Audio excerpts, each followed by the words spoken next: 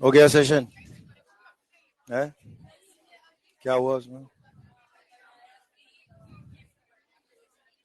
कैसे पढ़ना है ये अभी तक पता नहीं था तुम्हें? साल भर होने को आ गया।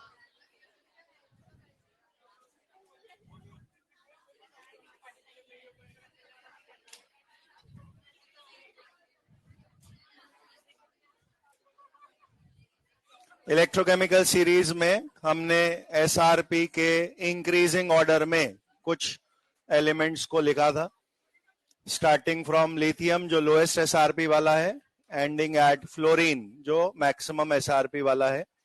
ये सारे SRP values standard hydrogen zero के साथ इन एलिमेंट्स को जोड़ जोड़ के ही लाए गए हैं।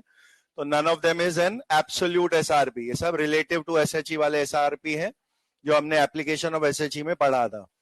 अभी जब आज क्वेश्चंस अपन करेंगे तो आपको दिखेगा केवल एक पर्टिकुलर टाइप का क्वेश्चन जो डिस्प्लेसमेंट कौन किसका कर सकता है, उसमें कभी कभी आपको सीक्वेंस का थोड़ा बहुत याद रखने की जरूरत पड़ती है। उसके लिए अपन ने एक छोटा सा शॉर्ट ट्रिक टाइप लिखा हुआ था।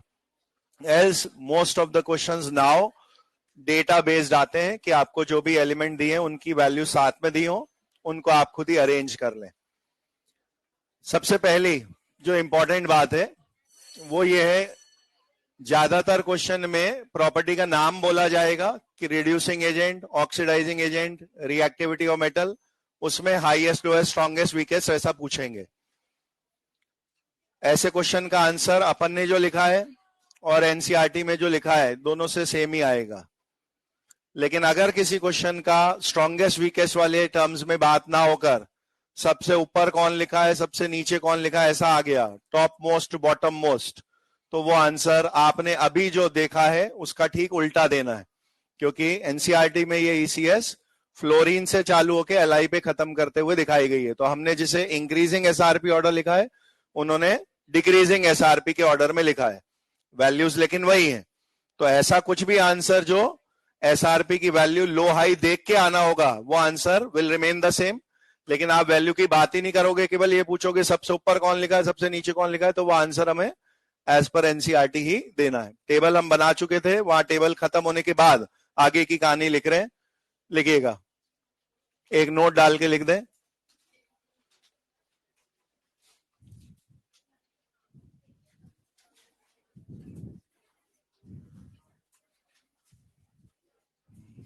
above ECS is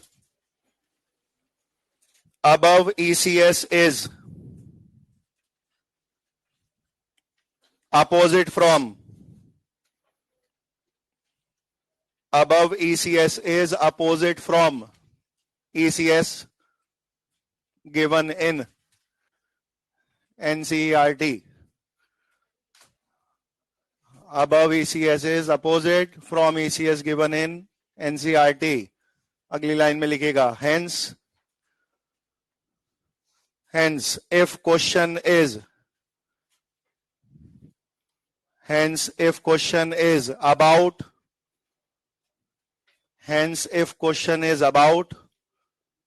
topmost or bottommost element, hence if question is about topmost or bottommost element in ECS,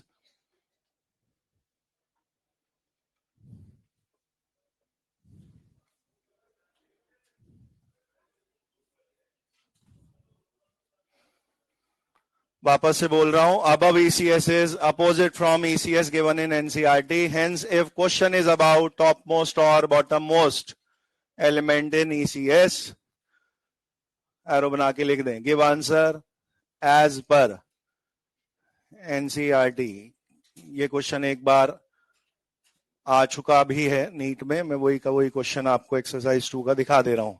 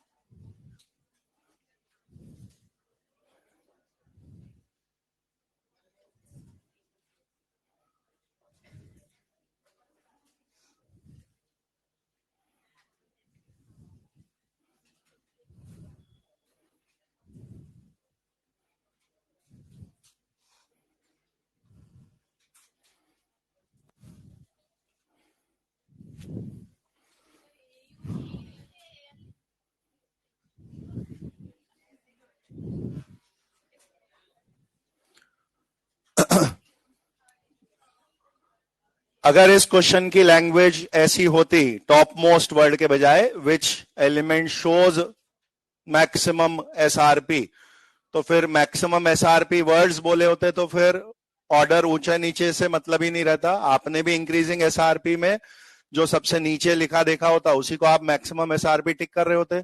उन्होंने भी डिक्रीजिंग ऑर्डर में जिसका मैक्सिमम एसआरपी सबसे ऊपर लिखा हुआ दिखा होता इन चारों में से उसको टिक किया होता। तो for all the other answers जिसमें टॉप या बॉटम वर्ड्स की बात नहीं हो रही होती, हाईएस्ट लोएस्ट मैक्सिमम मिनिमम ऐसे करके पूछते हैं, वो answer will remain the same. ऐसा नहीं सोचना है कि हर आंसर, अगर मेरे से स्ट्रॉन्ग ऑक्सीडाइजिंग एजेंट पूछा जाएगा तो पहले मैं अपनी सीरीज वाला निकालूंगा और फिर एनसीईआरटी के लिए उसको उल्टा कर दूंगा। ऐसा नहीं करना है। Only this particular language top या बॉटम वाली आपको आंसर उल्टा देगी।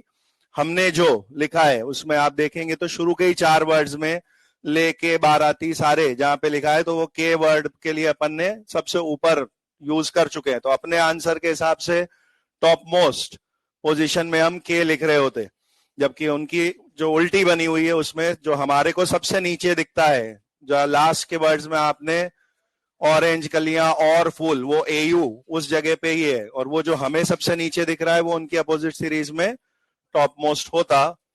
वही आंसर आपको आंसर की में नीट में दिया भी गया था।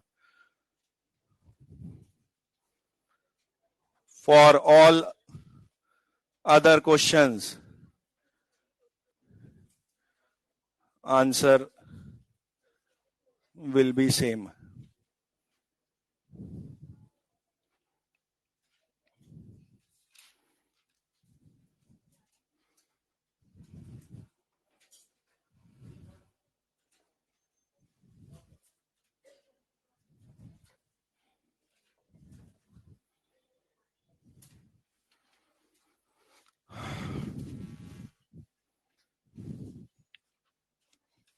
सबसे कॉमन 2 प्रेडिक्शंस जो हैं वो होते हैं, सबसे कॉमन जो 2 प्रेडिक्शंस है वो होते हैं ऑक्सीडाइजिंग और रिड्यूसिंग एजेंट के बारे में। हमें एसआरपी की सीरीज बताई गई है। अब लॉजिकली सोचिए, अपन ने शुरू से अब से गैल्वेनिक सेल बनाया था, हम एसआरपी का क्या यूज कर रहे थे। जो भी 2 एलिमेंट कंपेयर होते थे उनमें जिसका एसआरपी ज्यादा होता था उससे रिडक्शन करवाते थे। ऑक्सीडाइजिंग एजेंट की डेफिनेशन यही है, जो दूसरों को ऑक्सीडाइज करे खुद का रिडक्शन करके। तो खुद का रिडक्शन एसआरपी ज्यादा होने की वजह से जिसका बेटर होगा वही औरों के लिए अच्छा ऑक्सीडाइजिंग एजेंट होता है। ऑक्सीडाइजिंग नेचर जो है ये एसआरपी के साथ इंक्रीजिंग पे इंक्रीजिंग ही चलता है। कुछ जगह इसको डायरेक्टली प्रोपोर्शनल करके लिख देते हैं, आपको उससे मोटा मोटा मतलब तो समझ में आता है कि एसआरपी बढ़ेगा तो ऑक्सीडाइजिंग नेचर बढ़ेगी, but directly proportional sign actually maths की चीज है। अगर आप डायरेक्टली प्रोपोर्शनल बोलोगे तो आप ऐसा कहना चाह रहे हो कि एसआरपी डबल हो जाएगा तो ऑक्सीडाइजिंग नेचर डबल हो जाएगी, तो वो डबल पे डबल वाली कोई बात नहीं है। एसआरपी जितना ज्यादा होगा उतनी ऑक्सीडाइजिंग नेचर ज्यादा होगी, ऐसा बोल सकते हैं। तो arrow wise upwards and upwards ऐसा लिख दें rather than directly proportional. Reducing nature में क्या होता,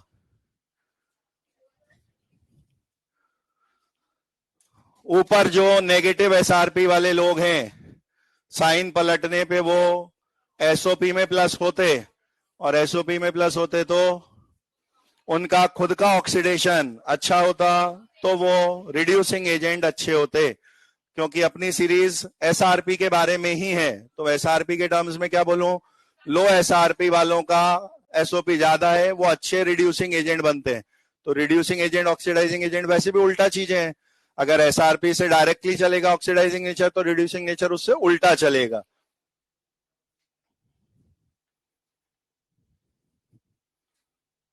मैंने सिर्फ एसआरपी के टर्म्स में लिखा है। क्वेश्चन में इन रेयर केस एसओपी आ जाए तो उसके अकॉर्डिंग भी आप कंक्लूजन बना पाओगे।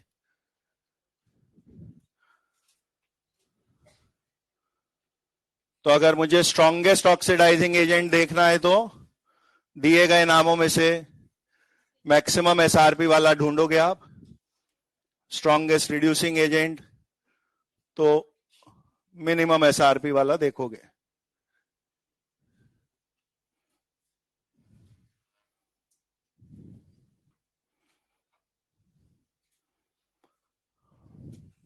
This is one of the most common uses of ECS. सीधे जो सीक्वेंस याद हो उसके बेसिस पे या जो पोटेंशियल की वैल्यूज दी हैं उसके बेसिस पे आप एसआरपी किसका हाईएस्ट लोएस्ट है वो देखेंगे। कोई भी जो स्ट्रॉन्गेस्ट वीकेस्ट वाले क्वेश्चन हो उसमें दो ऑप्शन रेस से बाहर अपने आप ही हो जाएंगे आपके, क्योंकि स्ट्रॉन्गेस्ट वीकेस्ट तो कोई ना कोई कोने वाला ही बनेगा। तो जो भी चार नाम आपने किसी सीक्वेंस में अरेंज किए उसमें हाईएस्ट लोएस्ट वाला ही उस काम में बेस्ट हो सकता है। तो स्ट्रॉन्गेस्ट ऑक्सीडाइजिंग एजेंट, उसको खुद का रिडक्शन बढ़िया करना है, एसआरपी ज्यादा वाला होगा। स्ट्रॉन्गेस्ट रिड्यूसिंग एजेंट, खुद का ऑक्सीडेशन बेस्ट करना है, एसओपी हाईएस्ट या एसआरपी लोएस्ट वाला बनेगा। अभी इतने में काम खत्म नहीं हुआ है, इसमें दो छोटी छोटी बातें आपको ध्यान रखनी है सेम क्वेश्चन में, एडिशनल इंफॉर्मेशन। कोई क्वेश्चन ऐसा होगा जिनमें 4 नंबर दिए होंगे वोल्टेज के, पूछा होगा arrange these elements in increasing order of their reducing nature. 2-3 question बाद फिर आया, वैसी वैल्यूज लिखी है, arrange these elements in increasing order of their reducing power. फिर 2-3 क्वेश्चन बाद एक और आया, arrange these in increasing order of their reducing character. अपने को ज्यादा अपना अंग्रेजी ज्ञान नहीं लगाना है, सीधे लिखा दे रहा हूं मैं, पावर, नेचर, बिहेवियर, कैरेक्टर सब एक ही बात है। अपनी एक्स्ट्रा साइंस नहीं लगानी अपने को कि सर मैंने सोचा रिड्यूसिंग नेचर, तो सर नेचर तो खुद के लिए होती है तो खुद की रिड्यूस वाली चेक कर दी मैंने। रिड्यूसिंग पावर, पावर तो सर दूसरे को दिखाते हैं अपन, तो मैंने पावर दूसरे की लगा दी। सारे वर्ड सेम है। रिड्यूसिंग एजेंट को क्या क्या पुकारा जाता है? Reducing nature, reducing power, reducing behaviour, reducing character, सब एक ही बात है, सब वो रिड्यूसिंग एजेंट ही है।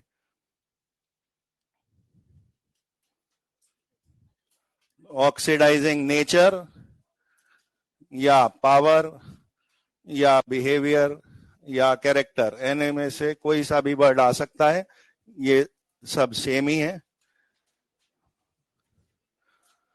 और ऑक्सीडाइजिंग पे बोले हैं तो ये सब ऑक्सीडाइजिंग एजेंट ही पूछ रहे हैं। और same ways reducing nature, power, behaviour, character, ये सब रिड्यूसिंग एजेंट ही पूछा जा रहा है।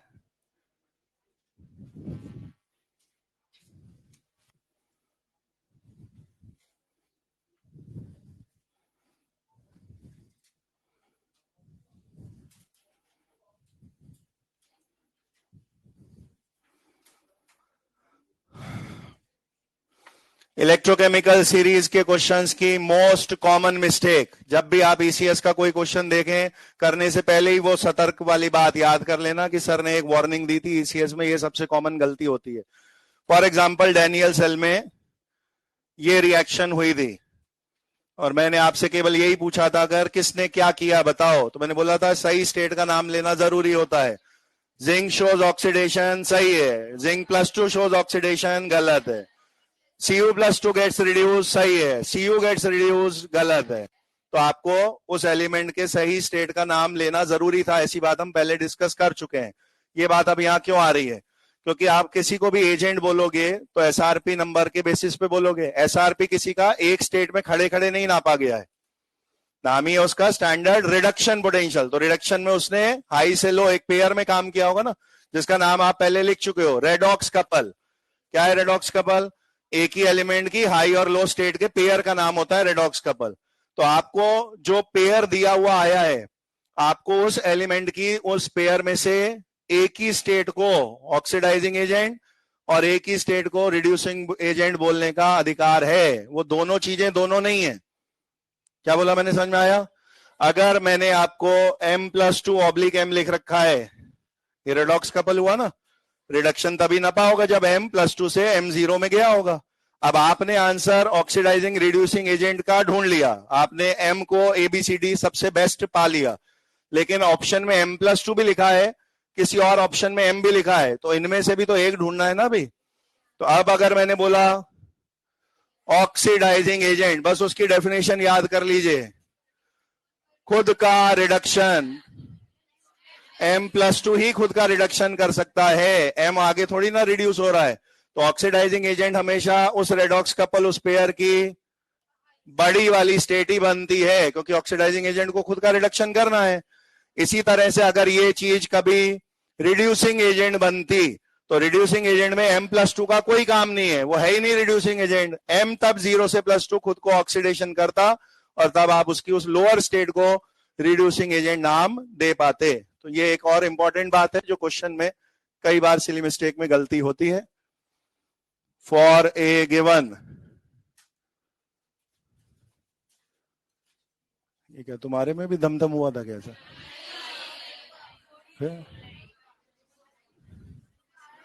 For a given redox couple, higher oxidation state, बोलिए क्या बोलूं? हायर वाला क्या बनेगा?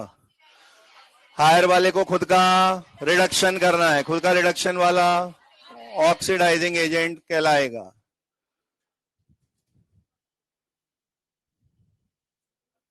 और उस रेडॉक्स कपल, उस पेयर की जो छोटी स्टेट है, अगर आपने उस पेयर को पलट के लिखा होता, क्या दिख रहा होता? M+2 में, M+2 में ऑक्सीडेशन कर रहा है, तो M लोअर वाली स्टेट का नाम क्या बनता? खुद का ऑक्सीडेशन कर रहा है, तो आप उसे रिड्यूसिंग एजेंट बोलते। तो कोई भी स्ट्रॉन्गेस्ट वीकेस्ट के क्वेश्चन हो, डिक्रीजिंग इंक्रीजिंग ऑर्डर के क्वेश्चन हो, आपको दिए गए पेयर में से छोटे वाले स्टेट्स को पकड़ना है जब रिड्यूसिंग एजेंट का क्वेश्चन बनेगा, और उस पेयर की बड़ी वाली स्टेट को पकड़ना है जब ऑक्सीडाइजिंग एजेंट का क्वेश्चन बनेगा। आई होप ये बात क्लियर है सबको, ठीक है?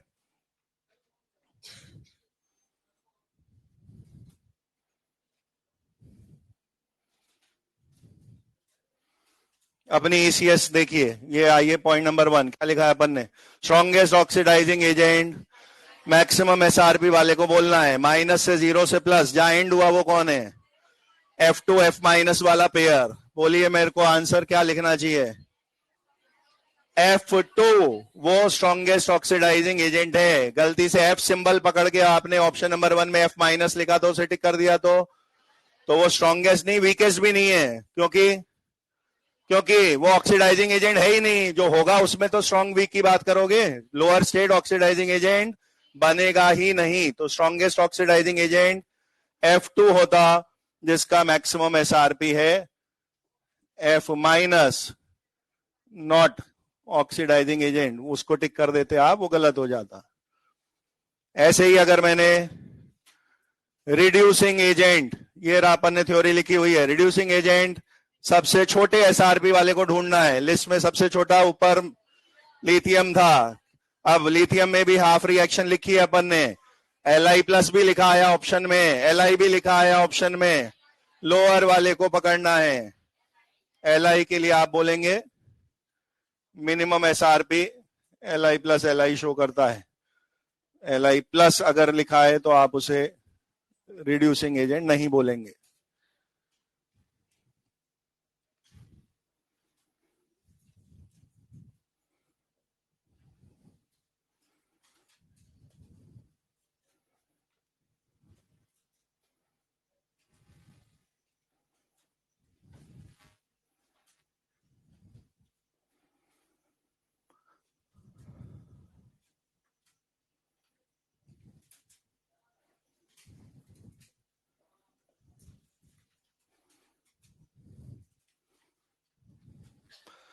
यही पॉइंट आगे जाके डिस्प्लेसमेंट रूल को समझाने में काम में आएगा। पॉइंट नंबर 2, रिएक्टिविटी वाला।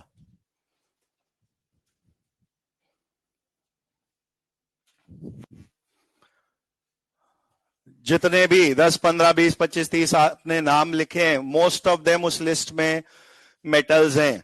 मेटल्स का ट्रेंड पढ़ेंगे तो जो सीरीज मैंने लिखाया है उसमें ऊपर से नीचे जाते जाते रिएक्टिविटी कम होती जा रही है। जब आपने SRP बढ़ते हुए देखा तो SRP बढ़ने के साथ मेटल की रिएक्टिविटी डिक्रीजिंग ऑर्डर पे आती जाती है। आप नाम पढ़ेंगे तो हाईली रिएक्टिव वाले जो मेटल्स अपन IUC में पढ़ते हैं, कौन से? फर्स्ट है, सेकंड है वाले, वो सब ऊपर वाले ब्लॉक में हैं। उनकी पानी के साथ रिएक्शन में लिखा देते हैं, कोल्ड वाटर से भी वो रिएक्ट कर जाएंगे। फिर थोड़ी नीचे आएंगे तो हॉट वाटर से उनकी रिएक्शन हो रही होती, और नीचे जाएंगे तो स्टीम से होगी, ऐसा लिखाते हैं। तो वो रिएक्टिविटी वाली चीज है। अपन ने भी हाइड्रोजन के नीचे वाले ब्लॉक में मैंने वो बोला था, आप आईओसी में छापा वर्ड पढ़ते हैं, तो छापा वाले जो नाम है कहाँ है वो, हाइड्रोजन से नीचे। हम भी यही बोल रहे हैं कि रिएक्टिविटी ऑफ मेटल कम होती जा रही है, तो छापा वाले कौन से हैं, कॉपर, Hg, Ag, ये सारे लेस रिएक्टिव मेटल्स ही हैं। तो आपके मेटल्स की रिएक्टिविटी अपनी सीरीज में कम होती जा रही है जैसे जैसे SRP बढ़ रहा है। इसको रिवर्स में आप ऐसा सोचिए कि SRP का काम क्या डिसाइड कराना था, रिडक्शन। मेटल्स इलेक्ट्रोपॉजिटिव नेचर के हैं, वो फटाफट 0 से +1 2 3 आना चाहते हैं, तो मेटल्स का SRP उतना ज्यादा नहीं होता। Most of the metals show positive SOP, ताकि वो 0 से प्लस में आसानी से आ जाए। तभी तो ज्यादातर मेटल नेगेटिव SRP के हैं, तो आप उनका साइन पलटोगे तो SOP में वो प्लस के दिखेंगे, और SOP में प्लस दिखने का मतलब है वो 0 से प्लस इजीली आ सकते हैं। रिडक्शन की टेंडेंसी उनकी उतनी आसान नहीं होती फॉर मोस्ट मेटल्स। लेकिन अपने हाइड्रोजन के नीचे वाले ग्रुप में हेलोजन्स वाले नाम भी हैं, और हेलोजन्स की टेंडेंसी वो मेटल से उल्टा चलेगी, इसीलिए वहां वर्ड एक और लिखा है कि अगर नॉन मेटल है तो आपको ट्रेंड SRP के डायरेक्टली दिखेगा। आप हेलोजन्स जिस ग्रुप में अपन सीक्वेंस में पढ़ते हैं पीरियोडिक में, उसके ठीक उल्टी पोजीशन है यहाँ। अपन कैसे पढ़ते हैं पीरियोडिक में, FClBrI, यहाँ पे पढ़िए, आपको सबसे ऊपर में I मिलेगा, फिर 1 2 के गैप पे Br मिलेगा, फिर 1 2 के गैप पे Cl मिलेगा, फिर 1 2 के गैप पे F मिलेगा। नीचे से ऊपर लिखे हुए FClBrI, और वो reactivity of non metals SRP के साथ बढ़ रहा है। मोस्ट रिएक्टिव हेलोजन आप F2 को बोलेंगे, और मोस्ट रिएक्टिव मेटल इस केस में लिथियम को बोला जा रहा होता। किस काम में आएगा ये रिएक्टिविटी का ऑर्डर, डिस्प्लेसमेंट का क्वेश्चन पूछने में आपको एक रिएक्शन लिखकर दी जाएगी, और उस रिएक्शन को स्पॉन्टेनियस है या नहीं ऐसा पूछेंगे। अगर मोर रिएक्टिव वाला कंपाउंड में से लेस रिएक्टिव को धक्का मार रहा हो तो आप उसे करेक्ट मानेंगे, और लेस रिएक्टिव वाला मोर रिएक्टिव को डिस्प्लेस करता दिखेगा तो उसे गलत मानेंगे। उसी में ये लैंग्वेज काम में आएगी। मैं एक प्रोसेस जो आप आईओसी में पढ़ते हैं, अब यहां इलेक्ट्रो से डिलीट हो चुका है, कोरोजन। कोरोजन रस्टिंग को अपन कोरोजन का ही एग्जांपल मानते हैं। मेरे को लाइन लिखवानी है कि कोरोजन की टेंडेंसी SRP के डायरेक्टली इनवर्सली कैसे चलेगी। अगर मैं सीरीज में नीचे जा रहा हूं, SRP बढ़ता जा रहा है, तो उस मेटल के कोरोड होने की टेंडेंसी क्या बोलनी चाहिए मुझे, बढ़ेगी घटेगी। आप एक तो इसी से कनेक्ट कर सकते हो कि कोरोजन के नाम पे मेटल ऑक्सीजन से रिएक्ट करके मेटल ऑक्साइड ही बनाता है, तो जो मोर रिएक्टिव मेटल होगा उसके कोरोजन का खतरा भी ज्यादा है, और जितना आप लेस रिएक्टिव पे पहुंचते जाएंगे वो कोरोजन से खराब भी कम होते हैं। जिंक पे, Fe पे, Al पे कोरोजन का रिस्क ज्यादा है। सोना चांदी इसीलिए जल्दी खराब नहीं होते क्योंकि रिएक्टिविटी कम है उनकी, उनका ऑक्सीडेशन भी बहुत स्लो है, कम होता है। लिखिएगा point number 3, tendency of metals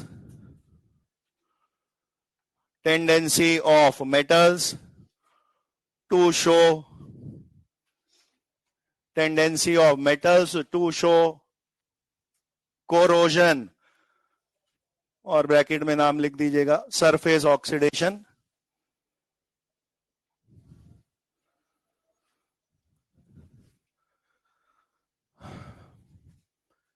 Tendency of metals to show corrosion या surface oxidation decreases when SRP increases.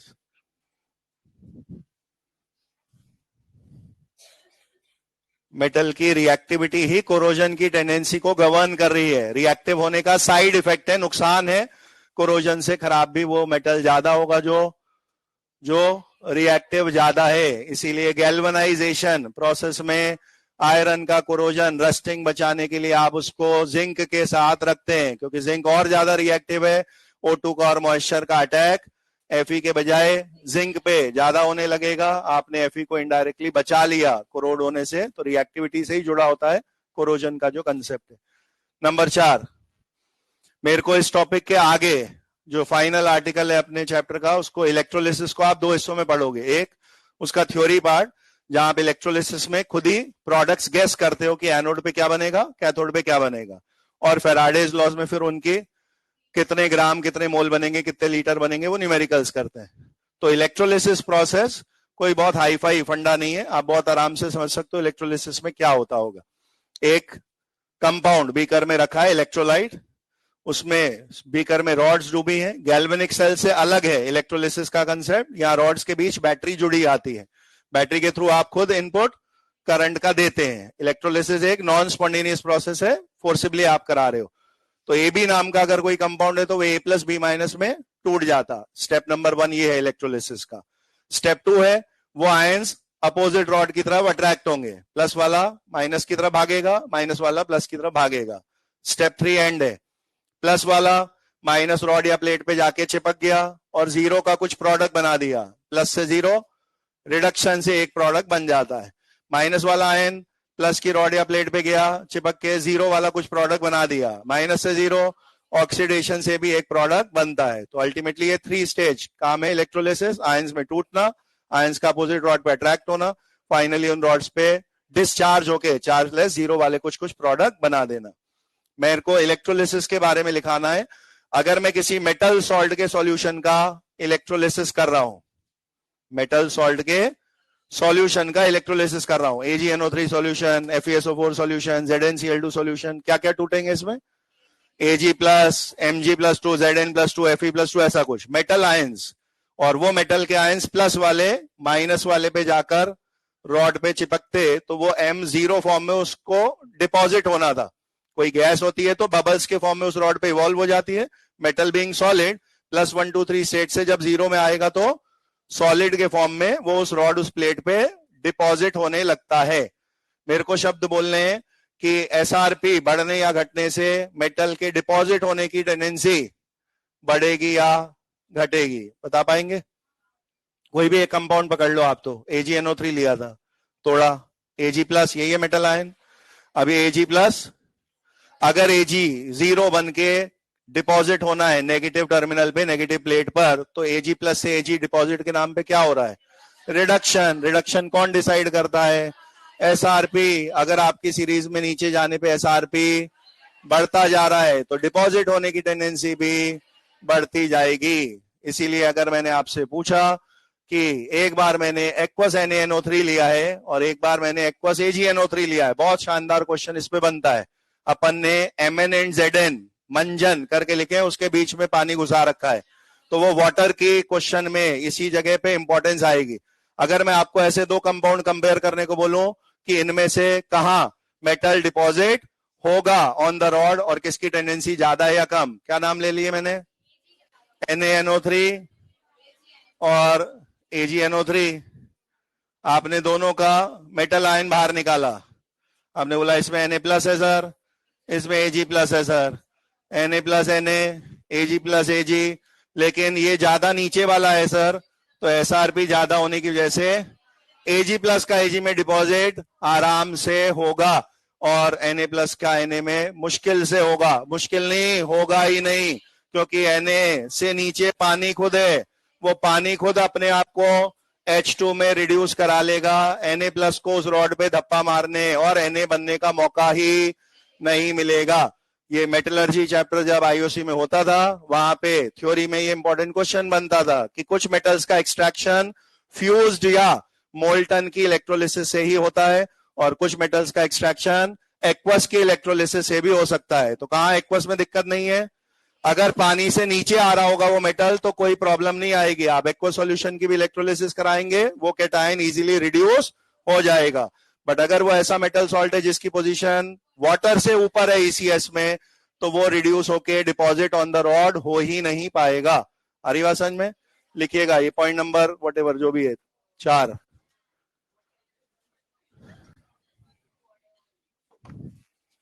4 number, tendency of metal ions,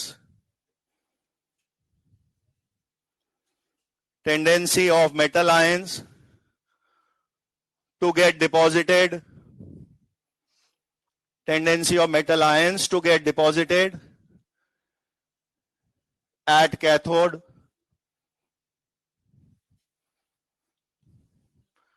tendency of metal ions to get deposited at cathode during electrolysis. Tendency of metal ions to get deposited at cathode during electrolysis increases, arrow ऊपर की तरफ, when SRP increases. जैसे जैसे SRP बढ़ेगा उस metal के +1 2 3 का deposit होने के लिए रिडक्शन करने का काम आसान होता जाएगा. Tendency of metal ions to get deposited at cathode during electrolysis increases when SRP increases. Water वाली बात मैं अभी क्वेश्चन में लिखाऊंगा, यहां थ्योरी में नहीं लिखा रहा कि हमें वाटर को ध्यान में रखते हुए ये डिसाइड करना है कि वो मेटल डिपॉजिट हो भी पाएगा या नहीं. पॉइंट नंबर 5, यही वो क्वेश्चन है जिसमें अपने को वो थोड़ा बहुत रटे रटाने की जरूरत पड़ जाती है कभी कभी.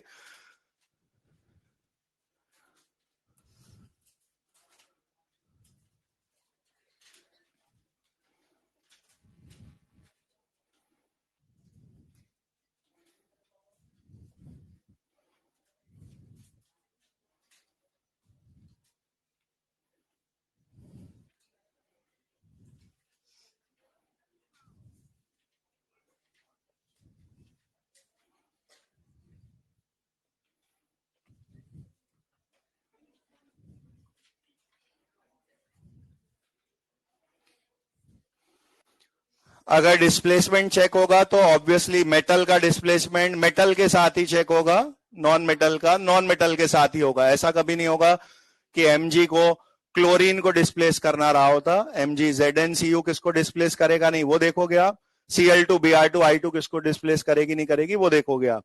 तो non metal to non metal वाला या मेटल टू मेटल वाला रूल सिंपल है. ऊंचे नीचे की बात ही नहीं करी मैंने कि ऊपर वाला नीचे को हटाएगा कि नीचे वाला ऊपर को हटाएगा, ये मैंने लिखा ही नहीं है. मैंने क्या लिखा है, मोर रिएक्टिव लेस रिएक्टिव वाले को हटाएगा. तो फिर मेटल्स के लिए आपको जो सीरीज मैंने लिखाई है उसके हिसाब से क्या दिमाग में रखना है. मैंने मोर रिएक्टिव ऊपर लिखे हैं, लेस रिएक्टिव नीचे. तो अगर मोर को लेस वाले को धक्का मारना है तो ऊपर वाला मेटल नीचे वाले मेटल को हटाए, ये सही मान लेंगे. नीचे वाला ऊपर वाले को हटाता दिखा, ये गलत मान लेंगे.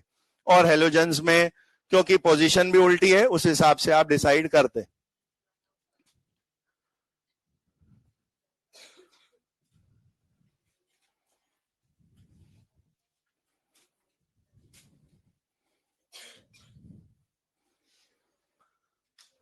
तो मेरे पोजीशन के हिसाब से मंजन वाली जगह पे Zn आ चुका है, जबकि हाइड्रोजन के नीचे अपन ने जहां QiO आज लिखा है वहां पे Cu वर्ड आ रहा है. तो zinc is more reactive than Cu. इस वजह से Cu विल गेट डिस्प्लेस्ड. और ये यही हो रहा है इस रिएक्शन में.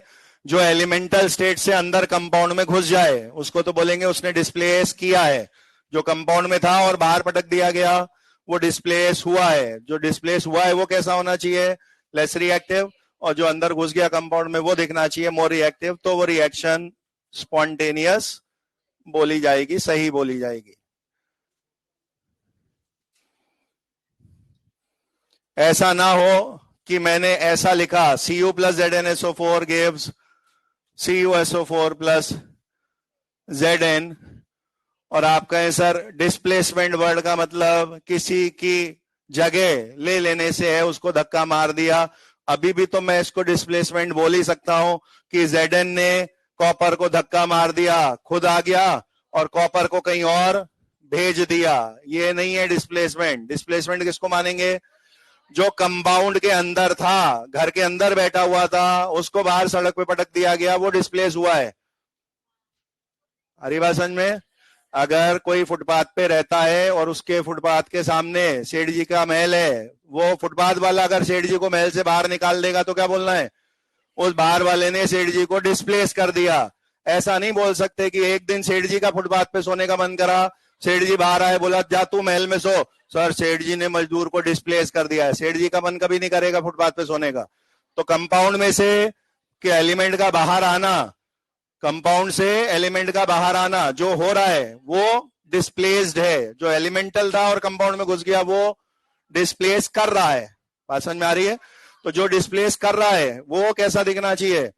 More reactive. तो ये वाली सही है, इसकी उल्टी नहीं। यूं नहीं बोल सकते कि सर अभी भी जगह तो बदल ही गई, इसको भी डिस्प्लेसमेंट बोल दो। नहीं, ये डिस्प्लेसमेंट नहीं है। कब है डिस्प्लेसमेंट?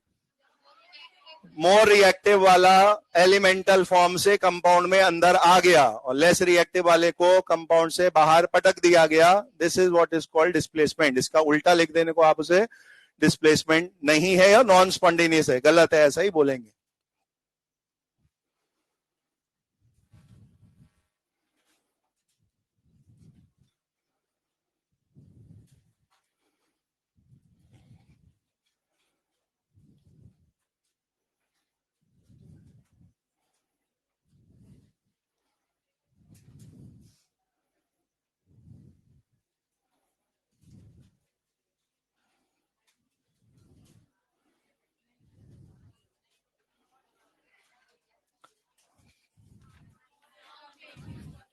हेलोजन्स की पोजीशनिंग जहां पे कुछ कुछ गैप के साथ लिखी हुई है, उनको मैंने बाकी एलिमेंट हटा के सिर्फ हेलोजन लिख दिए।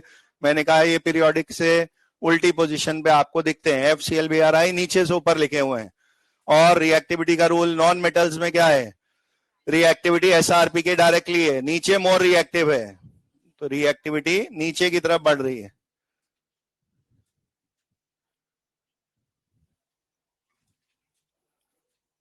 तो आपके क्वेश्चन में दो हेलोजन जिनका पेयर दिया गया वो कौन है? I2 and Br2। और ज्यादा नीचे वाला non metal Br2 more reactive है। बोलिए, क्या बोलूं रिएक्शन को?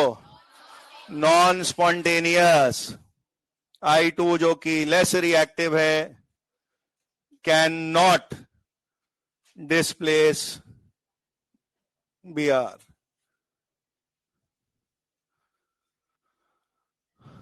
इस रिएक्शन में डिस्प्लेस हो कौन रहा है ये तो फील कर पा रहे हैं? जो पहले कंपाउंड के अंदर था जिसको बाहर पटक दिया गया वो डिस्प्लेस हुआ है। तो ब्रोमीन इज गेटिंग डिस्प्लेस। मुझे ये चेक करना था सही हुआ कि गलत। I2 अपने से मोर रिएक्टिव वाले ब्रोमीन को डिस्प्लेस नहीं कर सकता था, तो ये रिएक्शन गलत है या नॉन स्पॉन्टेनियस है। अब इसी क्वेश्चन को आप एक दूसरे अप्रोच से भी कर सकते हैं। आपको पहले जब भी स्पॉन्टेनियस नॉन स्पॉन्टेनियस चेक करना सिखाया गया था तो बोला था या तो डेटा से E0 सेल निकाल लो और E0 सेल प्लस का आ जाए स्पॉन्टेनियस, E0 माइनस आ जाए नॉन स्पॉन्टेनियस। उसी को करने की एक और शॉर्ट ट्रिक बताई थी। जिसका SRP ज्यादा, अगर वही रिडक्शन कर रहा है तो सही, अगर लो SRP वाले का रिडक्शन हो रहा है तो गलत। तो आइए देखिए, ये ECS के हिसाब से मैंने लिखा है। मैंने जो ECS बनाई उसमें नीचे की तरफ SRP बढ़ रहे थे। तो और इसी का दूसरा तरीका हुआ SRP ऑफ, एक बार I2 से I माइनस और एक बार SRP ऑफ Br2 से Br माइनस। यही हुए होंगे रिडक्शन। I2 0 से -1 और Br2 0 से -1, ये रिडक्शन हुए होंगे। सीरीज में नीचे जाने पर मेरे हिसाब से SRP बढ़ते हुए दिखाए थे, तो किसका ज्यादा होना चाहिए था? ब्रोमीन का। तो फिर रिडक्शन किसको करना चाहिए था? ब्रोमीन को। आपने जो रिएक्शन लिखी उसमें इधर I2 0 है, इधर I -1 है। आप I को रिडक्शन करते हुए दिखा रहे हो, जबकि उसका ऑक्सीडेशन होना चाहिए था। लोअर SRP वाले का रिडक्शन होना नहीं चाहिए था। इसी वजह से आप इस रिएक्शन को नॉन स्पॉन्टेनियस बोले हैं।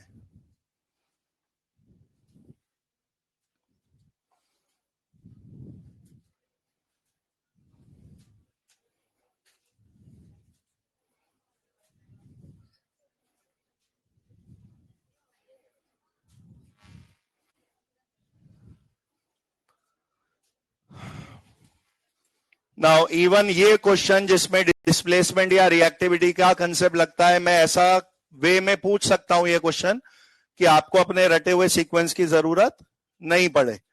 और वो क्या हो, मैं बजाय आपसे ये पूछने की कि कौन किसको डिस्प्लेस कर रहा है या नहीं, मैंने आपको 3-4 बातें लिख के दी और मैंने बोला इन तीनों चारों बातों को पढ़कर समझकर आप जो एलिमेंट इनमें यूज में आ रहे हैं उनका रिएक्टिविटी का ऑर्डर बनाओ। एक रिएक्शन लिखी, एक और लिखी, एक और लिखी, ऐसी 3-4 रिएक्शंस लिखी। और क्या बोला मैंने, इन रिएक्शंस को देखकर आप रिएक्टिविटी का ऑर्डर क्रिएट करो। तो हर जो बात मैं लिखूंगा उस रिएक्शन में जो दो लोग काम में आ रहे होंगे उनमें आपको मोर रिएक्टिव लेस रिएक्टिव समझ में आएगा ना खुद ही। मान लीजिए मैंने एक रिएक्शन ये लिखी, मैंने कहा ऐसा होता है, तो ऐसा होता है से तुरंत रिएक्टिविटी में समझ में आ गया मुझे कंक्लूजन कि अगर ऐसी रिएक्शन में क्या हो रहा है, ZnCu को डिस्प्लेस कर पा रहा है। तो क्यों कर पा रहा होगा, reactivity of Zn greater Cu रहा होगा, इसलिए ऐसा हो पा रहा है। किसी और जगह मैंने लिखा यहां Mg,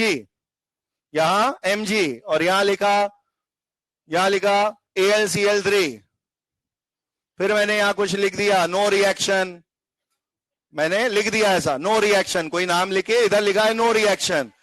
तो जहां पे रिएक्शन में कुछ नया बना होगा उससे भी कुछ नतीजा पता लगेगा, और जहां पे वो बोल देगा नो रिएक्शन उससे भी कुछ पता लगेगा। नो रिएक्शन मतलब छोटा वाला लेस रिएक्टिव वाला मोर को हटाना चाह रहा होगा, इसलिए रिएक्शन नहीं हो पाए। तो एवरी रिएक्शन जो वहां लिखी होगी, किसने किसको धक्का मारा, किसने किसको धक्का नहीं मारा, दोनों से आपको कुछ ना कुछ उनमें मोर रिएक्टिव लेस रिएक्टिव पता लगता जाएगा, और उन सारे रिजल्ट्स को जोड़ के एक पूरा इंक्रीजिंग डिक्रीजिंग ऑर्डर बन जाता। अरे बात समझ में। अभी ऐसा क्वेश्चन मैं दिखा दूंगा। ये क्वेश्चन को पूछने का एक दूसरा तरीका वो क्या है, क्वेश्चन में लिखा आएगा, रिएक्शन नहीं लिखी आई कि डिस्प्लेस कौन किसको करेगा। वो आपसे ऐसे पूछेगा, ऑप्शन में कंपाउंड्स के नाम लिखे, 4 कंपाउंड्स के नाम लिखे, और पूछा जाएगा इनमें से कौन से कंपाउंड को एक पर्टिकुलर मेटल का नाम लूंगा कि इस मेटल के वेसल में सेफली स्टोर्ड या can not be safely stored. 4 salts के नाम लिख दिए, इनमें से किसको इस मेटल के बर्तन में रख सकते हैं या नहीं रख सकते। वो क्वेश्चन इसी से जुड़ा है डिस्प्लेसमेंट का। अगर मैंने आपसे पूछा कॉपर सल्फेट को जिंक के बर्तन में स्टोर कर सकते हैं या नहीं, आपका जवाब होना चाहिए नहीं, क्योंकि अगर वो जिंक का बर्तन है तो उसकी इनर वॉल्स भी जिंक की हैं, और अगर उसके अंदर CuSO4 रखा है वो ये रिएक्शन कर जाएगा। तो CuSO4 सेफ नहीं है इन जिंक का कंटेनर। उल्टा पूछता ZnSO4 को Cu कंटेनर में रख सकते हैं, अब सही है, क्योंकि बाहर वाला जो कंटेनर है वो Cu अंदर के ZnSO4 को डिस्प्लेस नहीं कर पाया होता। तो इसको मैं as it is language form में लिख दे रहा हूं।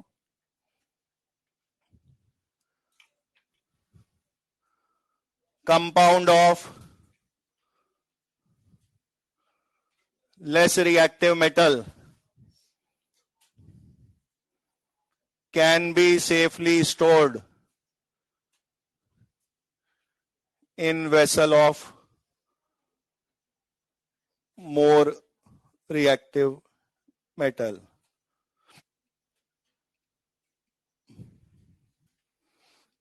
लेस रिएक्टिव वाले के कंपाउंड को मोर रिएक्टिव के बर्तन में, कैन भी बोलना चाहिए था, कैन नॉट बी, कंपाउंड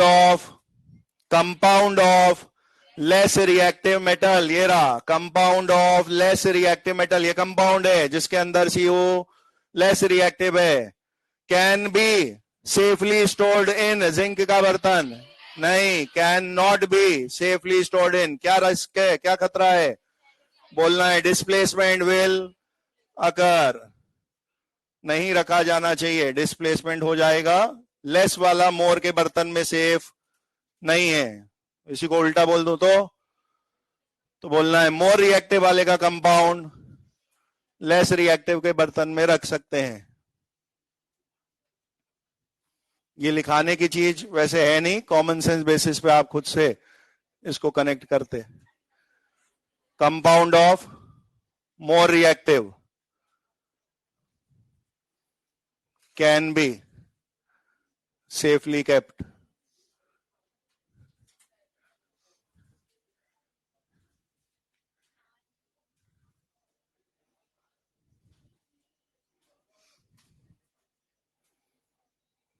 अब वो बर्तन अगर लेस रिएक्टिव का है तो वो बाहर के स्टोर्ड कंपाउंड को डिस्प्लेसमेंट से हटा नहीं पाएगा और वो कंपाउंड उसमें सेफ रखा जाता। जैसे CuSO4 not safe in zinc container. Yeah, ZnSO4 safe in copper vessel.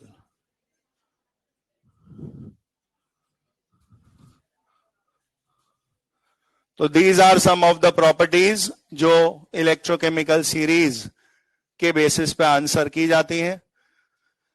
जो पहले पॉइंट में ऑक्सीडाइजिंग रिड्यूसिंग नेचर वाली बात लिखी, वो अक्सर पूछे जाने वाला क्वेश्चन है. उसमें जो बातें बताई आपको, पेयर की कौन सी स्टेट को चुनना है, उस बात का स्पेशली ध्यान रखिएगा.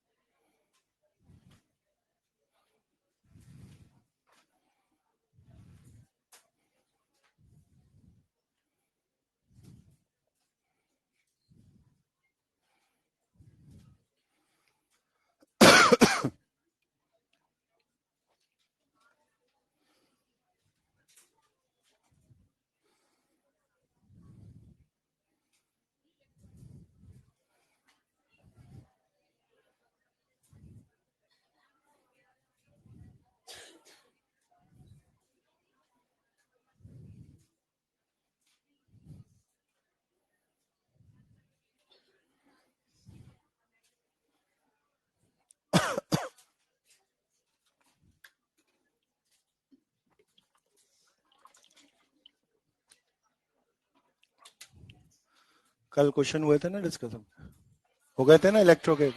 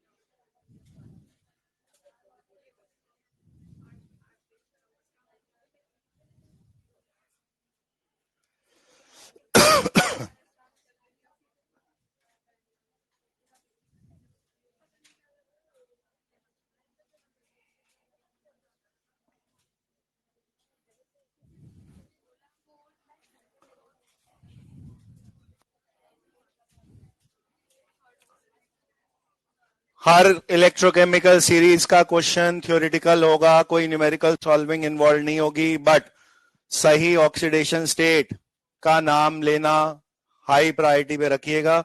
अक्सर मिलते जुलते लैंग्वेज वाले ऑप्शंस यहां आपको दिखेंगे. Slight error in choosing the wrong या राइट ऑक्सीडेशन स्टेट, वही मैटर करेगा. ये X2 X माइनस में जा रहा है, 0 से -1, एक SRP वैल्यू दी है. SRP अगर इस चीज का नेगेटिव है और कंपैरिजन हाइड्रोजन के साथ हो रहा है, आपको खुद से ये याद है कि हाइड्रोजन H+ से H2 0 वाला होता है एज पर SHE. आपने उसे 0 पोटेंशियल का माना हुआ है. तो 0 के मुकाबले नेगेटिव वाला कम है. SRP of X2 X minus negative में होने की वजह से छोटा है SRP ऑफ H+ H2 से. तो काम तो डिसाइड हो गया किसको क्या करना है. ज्यादा वाला 0 है इस समय, वो रिडक्शन करेगा और देयरफॉर इसको ऑक्सीडेशन करना है. सही बात है. तो रिडक्शन जिसको करना है, हर बार रिड्यूस कैन रिड्यूस सही तो बोला हुआ है, लेकिन अगर रिड्यूस होना है तो कहां से कहां चलना पड़ेगा वो तो देखना पड़ेगा ना. अगर H+ को रिड्यूस होना है तो H2 से नहीं चालू हो सकती बात, H+ 0 में जाके रिड्यूस होता तो आपके H+ वाले ही ऑप्शन पॉसिबली करेक्ट होंगे. H2 तो रिड्यूस नहीं हो रहा. दूसरी बात, अगर H+ H2 में रिडक्शन कर रहा है तो फिर इसको खुद भी तो कुछ करना है. खुद को करना है ऑक्सीडेशन। अगर आप X2 लेके चलोगे तो ये खुद को -1 में ले जाके ऑक्सीडाइज थोड़ी ना कर रहा है, तो ये खुद को ऑक्सीडाइज कर सके इसलिए ये X माइनस से चालू हुआ होगा ताकि X माइनस X2 में कन्वर्ट हो रहा हो। ये प्रोसेस हुआ होगा, X minus converts to X2 और ये रिडक्शन में हुआ होगा H plus converts to H2। तो बोलिए दो बातें क्या बोली जा सकती थी, एक तो ये बोला है जो X माइनस H प्लस को रिड्यूस करता है, उल्टा बोल दीजिए इसे, H प्लस X माइनस को ऑक्सीडाइज करा सकता था।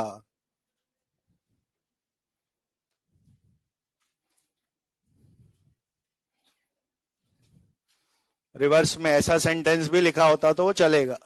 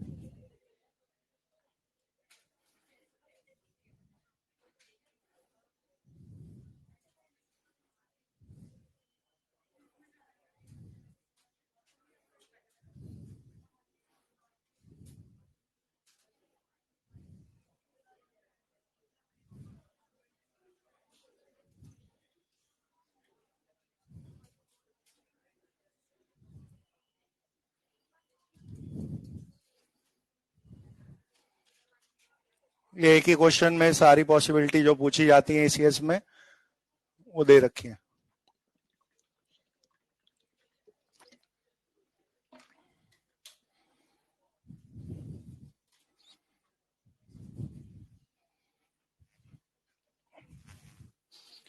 जो भी नाम लिखे हैं और उनके साथ जो पोटेंशियल दिया है, बेटर है कि आप उस पोटेंशियल्स को एक इंक्रीजिंग डिक्रीजिंग ऑर्डर टाइप में लिख लो, ECS जैसा उसका एक ट्रेंड बना लो, उसके बाद आपको हाईएस्ट लोएस्ट आराम से पता लगेगा।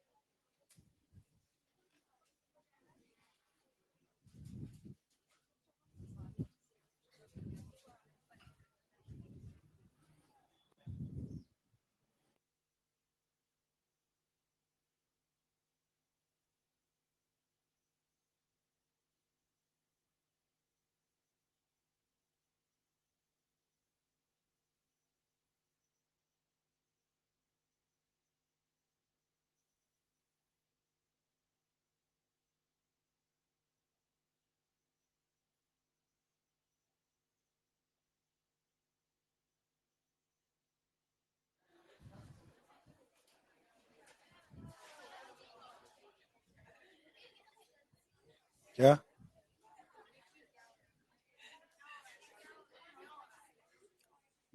वही हो रहा है, वो तो कह रहे हैं कल वाला ही। हमारे में ऐसे डिंचक डिंचक नहीं हुआ था। छोटे बच्चों का हो रहा है ना।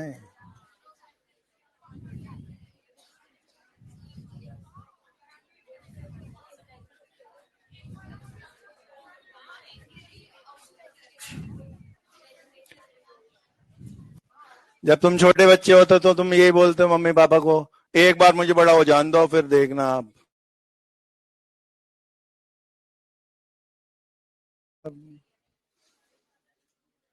पहले उनकी 3 तारीख तक छुट्टी थी, फिर कलेक्टर ने बोला 10 तारीख तक छुट्टी है, ठंड बहुत है, छुट्टी छुट्टी है और क्या।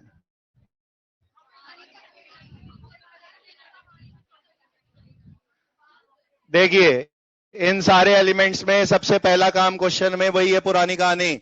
अगर इनसे कभी सेल बनाना होता, ई नॉट सेल न्यूमेरिकल करना होता तो ये देखेंगे तो सही, कम से कम पोटेंशियल किस बात का दिया है। आपने ईसीएस एसआरपी में पढ़ी है, हो सकता है एसओपी दिए हो। फिलहाल ये सब 20201020 ये सब एसआरपी ही हैं, आपको इन्हें सीधे अरेंज कर लेना है, ये सब एसआरपी हैं। अगर मैं इनको अरेंज करूं तो मुझे अपने ईसीएस के हिसाब से mg+2 लोएस्ट वैल्यू में सबसे ऊपर लिखता, उसके बाद Zn+2 वाला -0.76 है, फिर Fe+2 Fe है। ये तीन तो आपके नेगेटिव में आ रहे हैं जो इंक्रीजिंग डाउनवर्ड चल रहा है। अब Cu+2 Cu इससे और ज्यादा है और Ag+ इससे और ज्यादा वाला, ये इंक्रीजिंग हमने लिख दिया।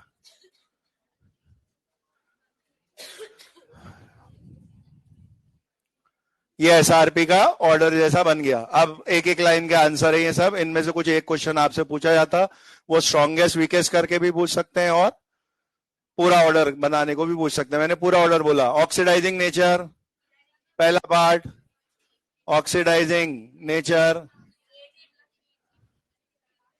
एसआरपी के साथ बढ़ना है, ये लिखा है। एसआरपी के साथ बढ़ना है, लेकिन चुनने कौन से वाले हैं, जो ऑक्सीडाइजिंग एजेंट बन सके, उन्हें खुद का रिडक्शन करना आना चाहिए, वो ये वाले लोग होंगे, यही खुद को रिड्यूस कर सकते हैं। और एसआरपी के इंक्रीजिंग ऑर्डर में इनको जमाते जाइए। तो Mg+2 से और अच्छा है, Zn+2 से और अच्छा है, Fe+2 से और अच्छा है, Cu+2 बेस्ट है, Ag+।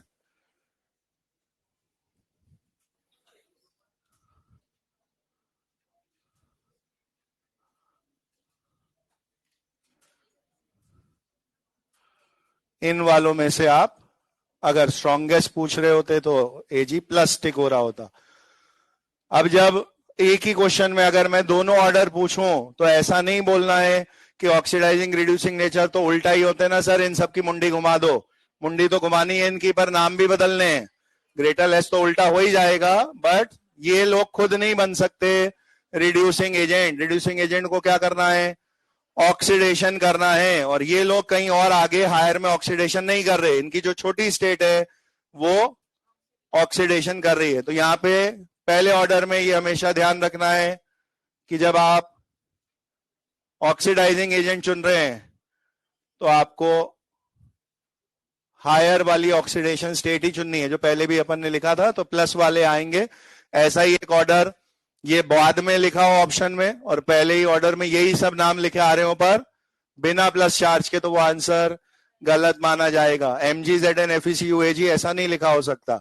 लेकिन अब वो वाले नाम सेकंड वाले ऑर्डर में आएंगे। Reducing nature, reducing nature SRP से उल्टा चलना है। रिड्यूसिंग नेचर एसआरपी से उल्टा चलना है, ऊपर वाला ज्यादा अच्छा होगा और छोटी स्टेट वाला, तो नाम आपको उल्टे लिखने हैं, AgCuFeZnMg, और इसको आप स्ट्रॉन्गेस्ट बोल रहे होते।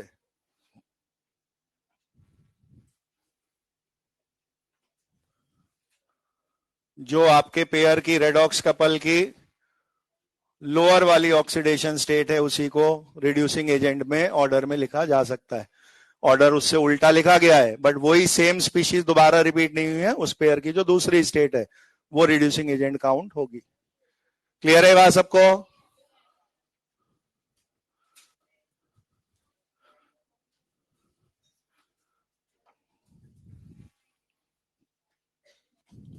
मोस्ट रिएक्टिव वो सीधे दिख ही रहा है अपने को।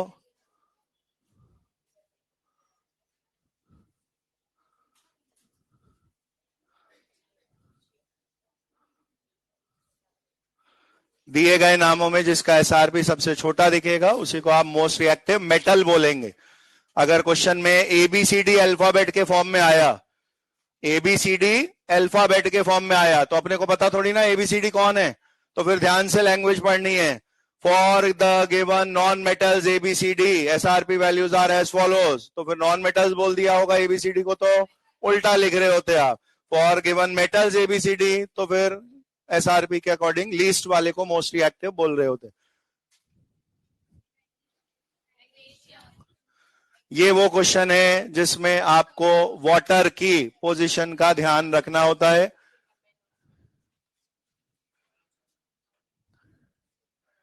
Compare every metal with position of H2O in electrochemical series. ऐसा कुछ सिचुएशन है, अगर यहां वाला मेटल आयन है तो वो रिड्यूस नहीं होगा इन एक्वस, उस समय H2O खुद को H2 में रिड्यूस कराएगा। लेकिन अगर वो यहां वाला मेटल आयन है तो विल गेट रिड्यूस्ड।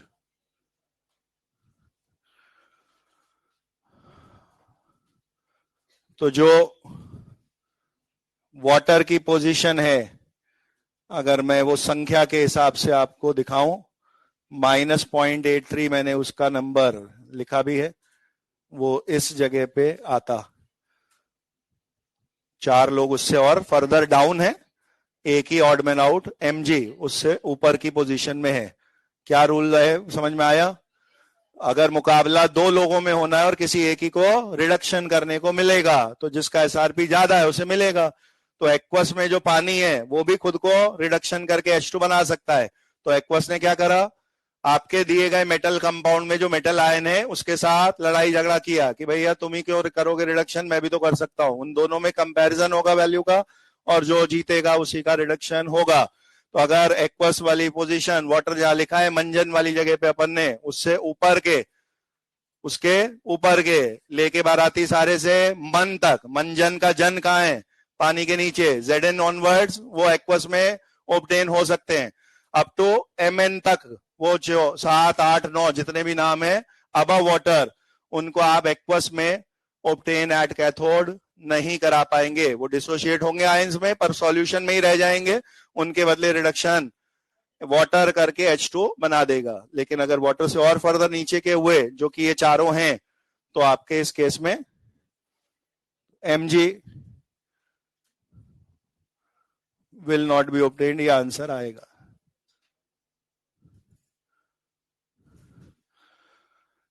ये और बढ़िया इंटरेस्टिंग क्वेश्चन कैसे बनता, अभी तो मैंने एक सिंगल नाम पूछा है, मैंने बाकी पहले 2 पार्ट में ऐसे कुछ ऑर्डर पूछे ना, तो अपने को ये एक्सपेक्टेशन होती है कि सर 5 लोग दिए तो ऑर्डर में पांचों का 1 2 3 4 5 करके रैंक आएगी ना। कुछ 5 लोग रेस में भागे तो 1 2 3 4 5 करके पांचों का नाम तो आता होगा, कोई तो 5th भी आएगा, कोई तो 1st भी आएगा। अगर मैंने ये वाला क्वेश्चन पूछा तो मैं 1-2 ऑप्शन में तो पांचों के ग्रेटर लेस ऑर्डर लिखूंगा, और 1-2 ऑप्शन में 4 या 3 ही नाम आ रहे होंगे। आप वो वाले को तो बिल्कुल इग्नोर ही मार दोगे कि सर 5 लोग भागे थे तो 3 में ऑर्डर क्यों बन रहा होगा।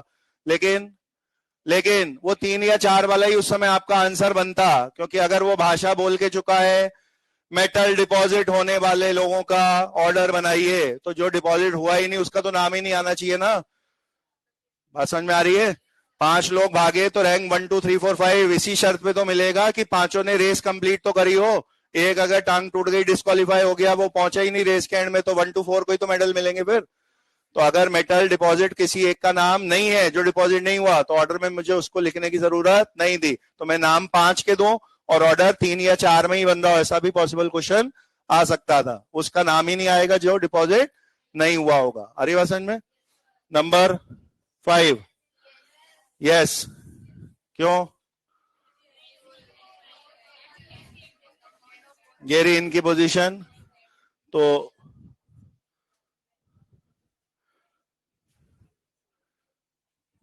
Fe less reactive than Zn है, तो zinc will not gate displaced.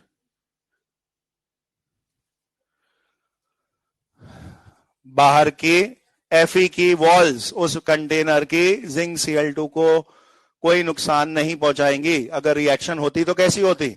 आपने लिखा होता Fe प्लस ZnCl2 से बन जाए FeCl2 प्लस Zn बाहर। तो ऐसा नहीं कर सकता Fe, बीइंग वो लेस रिएक्टिव है, अपने से मोर रिएक्टिव वाले को कंपाउंड से हटा नहीं पाएगा, और हटा नहीं पाएगा तो ZnCl2 सेफ है, कुछ भी बिगड़ नहीं रहा उसका। और ये है एक पार्ट नंबर 6, ये लिखे है स्टेटमेंट।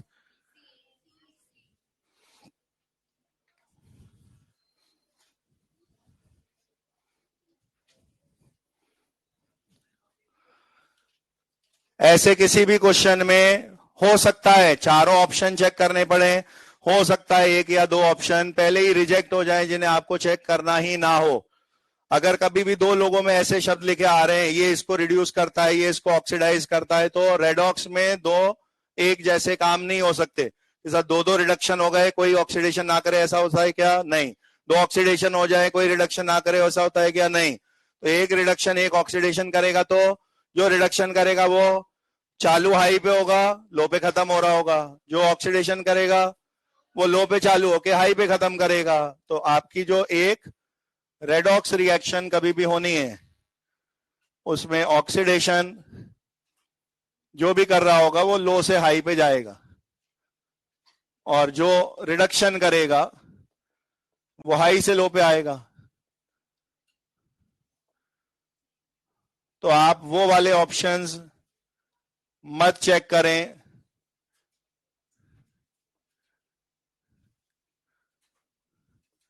एक की लो दूसरे के लो के साथ ही रिएक्शन कर रही है, या एक की हाई दूसरे के हाई के साथ ही रिएक्शन कर रही है।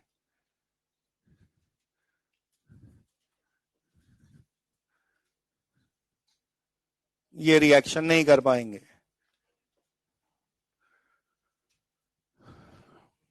कौन से रेस से बाहर हो जाते? MgCu Cu 0 एक साथ नहीं हो सकते, क्योंकि अगर इधर 0 0 पे है, इसका मतलब उधर +2 पे है, चार्ज में ही गड़बड़ हो गई। इधर MgCu 0 चार्ज, उधर 2 +2 +4 चार्ज, बैलेंसिंग ही नहीं हुई। और Mg0 से Cu 0 से दोनों उधर +2 पहुंच जाएंगे, तो दोनों का ही ऑक्सीडेशन हो रहा हो, ऐसा तो पॉसिबल है ही नहीं। आपने उस लैंग्वेज पे ध्यान नहीं देके केवल क्या देखा होता? SRP सर, MgCu सर, ये जीत गया, सही लिखा है। कॉपर को रिड्यूस होना है, पर सही नाम के साथ बोलेंगे ना। जब वो +2 में होगा तो रिड्यूस होगा, क्या लिख देते कि सही हो जाए? Mg रिड्यूस से Cu+2 तो सही हो जाएगा। Cu+2 रिड्यूस होता उस समय पे। दूसरे में क्या दिक्कत है? अब तो सर Cu+2 हाई से लो में आ रहा है ना, पर अगर उसको रिड्यूस होना है तो Fe को खुद ऑक्सीडाइज भी तो होना है, उसको बड़ी स्टेट में नहीं होना चाहिए था। क्या होता सही? Fe रिड्यूसेस Cu+2 तो सही लिखा होता। तो ये दोनों इसी लॉजिक से मैंने रेस से बाहर कर दिए। एक का लो दूसरे का लो रिएक्ट नहीं करेंगे, एक का हाई दूसरे का हाई भी कभी रिएक्ट नहीं करेंगे। चेक ओनली दोज ऑप्शन जहां छोटे बड़े का पेयर है। मैं ये नहीं कह रहा हर छोटे बड़े वाला पेयर आंसर है, सबको टिक कर दो, लेकिन चेक ही उनको करना है जो एक लो और एक हाई पे चल रहे हो। अब आप केवल ये वाले चेक करते, ये दोनों बाहर हैं, बोथ लो वाले और ये बोथ हाई वाले, ये सीधे रिजेक्ट हो जाएंगे, आंसर नहीं हो सकते थे। अब बोलिए थर्ड।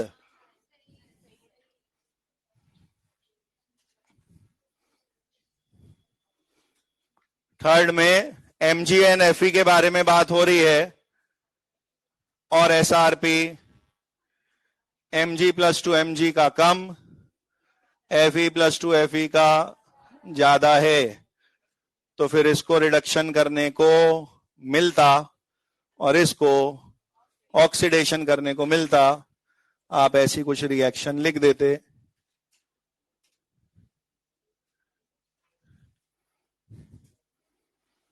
ये ऑक्सीडेशन करता तो छोटी से बड़ी में जा रहा होता, mg goes to mg plus two, वो रिडक्शन करेगा, Fe2 से Fe0 में जाएगा। ऐसे पढ़ने पे दो भाषा हो सकती थी, क्या क्या?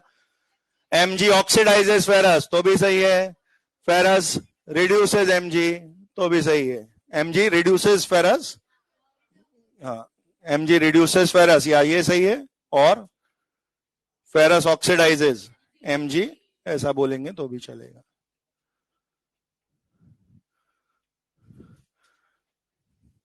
डी ऑप्शन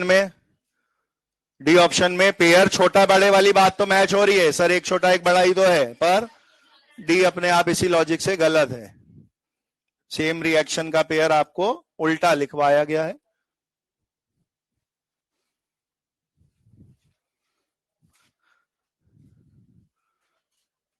ईसीएस के आर्टिकल पे स्पेशल मेहनत करिएगा, क्योंकि ये सबसे ज्यादा आसान आर्टिकल है, लेकिन हमने कभी इतने सालों में बच्चों को जितना बाकी पार्ट्स में वीक देखा है उतना ही ईसीएस में भी वीक ही देखा है। वो थ्योरी वाले क्वेश्चन में भी आप सर ये समझ ही नहीं आया क्या हो गया, नीचा ऊंचा क्या हो गया, ये सबसे आसान वाला है। बाकी में तो न्यूमेरिकल मेहनत थी, इसमें सिर्फ आपको एक बार अपना आर्गुमेंट सेट करना है। एक बार वो आर्गुमेंट सेट हो गया, स्टेट की इंपॉर्टेंस समझ में आ गई कि गलत एलिमेंट चुनना, जैसे नेगेटिव मार्किंग देगा, एलिमेंट सही चुना पर स्टेट गलत बोल दी तो भी वो बात गलत है। ये बात अगर समझ में आ गई, very easy to do question है। मैंने एक साथ बहुत सारे पूछ लिए, एक समय पे कुछ एक बात पूछी जा रही होती, आराम से आंसर आप वो वाला दे पाते।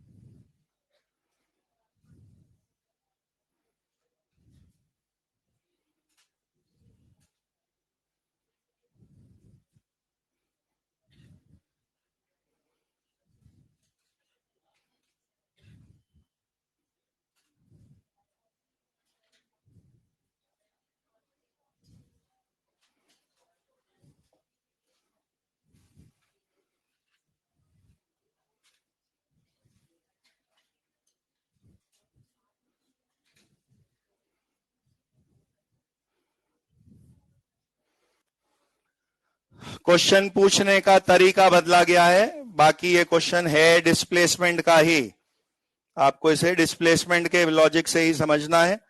बस ये ध्यान रखना है कि इनऑर्गेनिक की जो इंफॉर्मेशन है वो आपको ये पता हो कि कॉपर खुद जो है वो कलर वाला नहीं होता, बट क्यूप्रिक आयन जो है Cu+2 वो ब्लू है। तो अगर मैं ये टर्न्स ब्लू वाली लैंग्वेज दे रहा हूं तो मुझे Cu+2 किसी तरह से क्रिएट हुआ होगा ये ढूंढना है। और ये वही कहानी हो गई, कौन सेफ है और कौन सेफ नहीं है। कॉपर का डंडा इन सब में घुमा दिया तो जिसका कुछ बिगड़ जाएगा वो सेफ नहीं है। तो आपके Fe more reactive than Cu, कुछ डैमेज उसको कॉपर नहीं पहुंचा सकता। Zn को कोई नुकसान नहीं है, Mg को कोई नुकसान नहीं है। Ag और फर्दर डाउन है, लेस रिएक्टिव देन कॉपर है, कॉपर जैसी उससे रिएक्ट करेगा अपना नाइट्रेट बना के Ag को बाहर धक्का दे देता, और जैसी वो अपना नाइट्रेट बनाएगा Cu+2 की वजह से वो सॉल्यूशन ब्लू इन कलर आने लगता।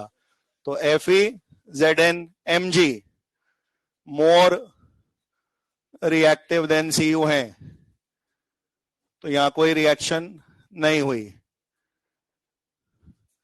पर Cu प्लस ट्वाइस AgNO3 ये रिएक्शन हो गई, इसमें आपके पास Cu+2 ब्लू आ गया। तो Ag less reactive than Cu होने की वजह से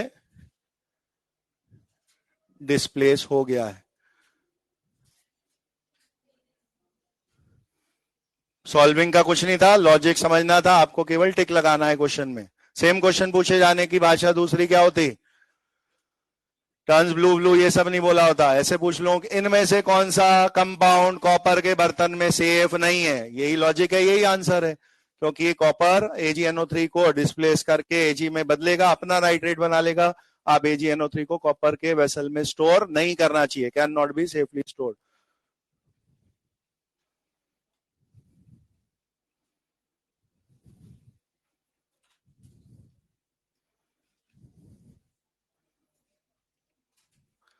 way of asking the question दोनों में से कोई सा भी हो सकता है।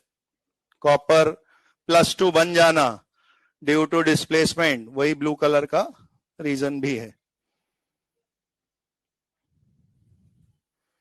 बहुत ही बड़ा चैप्टर है यार, ये तो होता ही नहीं खत्म, लगा रहे हैं पूरी ताकत। टेस्ट में पूरा ही है और क्या।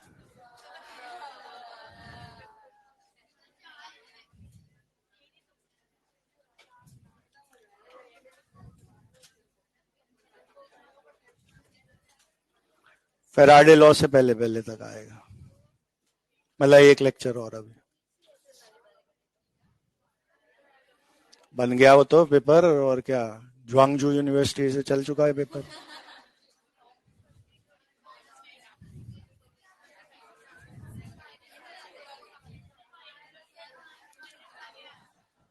लिखो, एक और क्वेश्चन बोल रहा हूं मैं, जल्दी जल्दी लिखो। ये वाला लिख लो पहले, अगला जो बोल रहा हूं।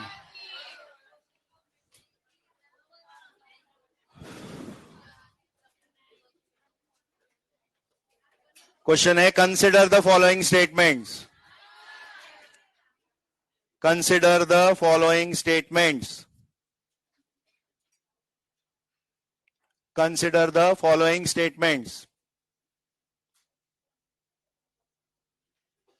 एक पहला नंबर जो दिया है, metal A reacts with, metal A reacts with AgNO3, metal A reacts with AgNO3 to form, metal A reacts with AgNO3 to form ANO3 whole twice, A का नाइट्रेट बन गया ANO3 whole twice, metal A reacts with AgNO3 to form या to give ANO3 whole twice, ये पहला statement था। दूसरा A does not react with MgSO4, A does not react with MgSO4, A does not react with MgSO4। तीसरा statement है B does not react with MgSO4, B does not react with MgSO4 but reacts with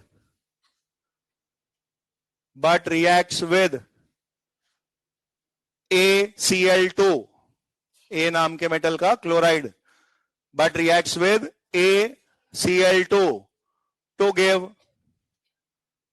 give metal A,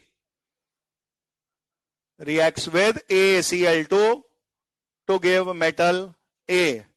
ये 1 2 3 तीन statement है, और इसके नीचे next line में लिख दीजिए, अरेंज द मेटल्स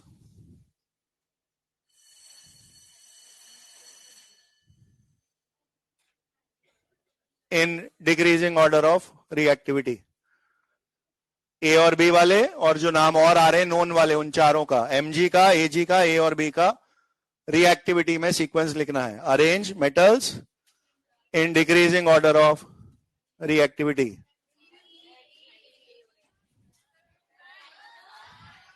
क्या है? हो गया अब तो।